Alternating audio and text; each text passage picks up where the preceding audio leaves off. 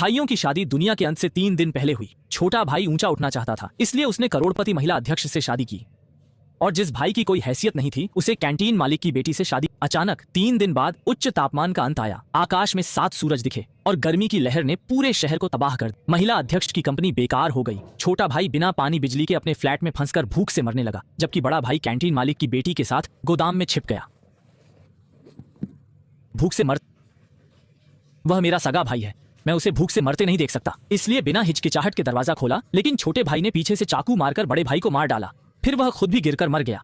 मरने से पहले वह बन खाना चाहता था। अगले ही पल समय उलट गया। दोनों एक साथ विवाह दिवस पर लौट आए और इस बार छोटे भाई ने कैंटीन मालिक की बेटी। बड़े भाई ने देखते ही समझ लिया छोटे भाई का भी पुनर्जन्म हुआ है, लेकिन उसने छोटे भाई से कोई झगड़ा नहीं किया, क्योंकि बड़े भाई जानता था कि मालिक की बेटी कठोर और अशिष्ट है। पिछले जन्म में अगर उसने सावधानी से मार्गदर्शन नहीं किया होता तो वह अपनी सारी संपत्ति खो देता। और चूंकि महिला अध्यक्ष इतनी अमीर है, अगर वह अच्छा प्रदर्शन करे। बड़े भाई की शादी की रात उसे बताया गया कि पत्नी को काम है और उसे अकेले रहना होगा। इसलिए वह तुरंत जिनसेंग सूप लेकर कंपनी पहुंचा और अध्यक्ष पत्नी के काम में बाधा डाले बिना उनकी मालिश की।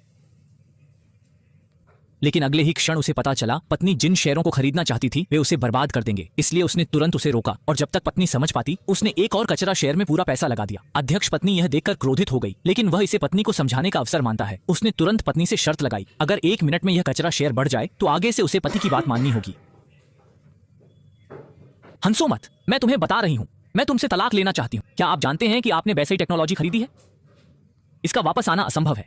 देखिए, इसके स्टॉक की दिशा, यह नामुमकिन है। उसकी बात पूरी होने से पहले ही वैसी टेक्नोलॉजी का स्टॉक आसमान छूने लगा। पलक झपकते ही उसने 1 अरब कमा लिया। अध्यक्ष की पत्नी को हार मानकर जुआ खेलना पड़ा। उसे लगा था कि वह कुछ अनुचित मांग करेगा, लेकिन वह युवक एक सूची लेकर आया और उसे लोग 10, सूप 20, सब्जियां, फल 20। ये परेशान दिल पति को डांटता है कि उसके पेट में 15 या 10 हैं। हालांकि वह युवक के इरादे नहीं समझ पाया। फिर भी उसने मांग के अनुसार एक कमरा भर सामान खरीद लिया। दूसरी ओर छोटे भाई ने सोचा मालिक की बेटी से शादी करके आराम से रह लेगा, लेकिन उसे पता चला कि वह एक क्रोधी हान महिला थी जो हर दिन सिर्फ महजों खेलती और जुआ खेलती थी। मजबूरन छोटे भाई, तुम्हारा दिमाग पानी में घुल गया है क्या? कल ही तुमने 30 बॉक्स नूडल्स और 50 बॉक्स बिस्किट खरीदे और उसे एयर कंडीशनर भी दिखाया। वह किसे हरा देगा? किसने कहा यह चीजें बेचनी है? नहीं बेचना है, बस सजावट के लिए रखना है।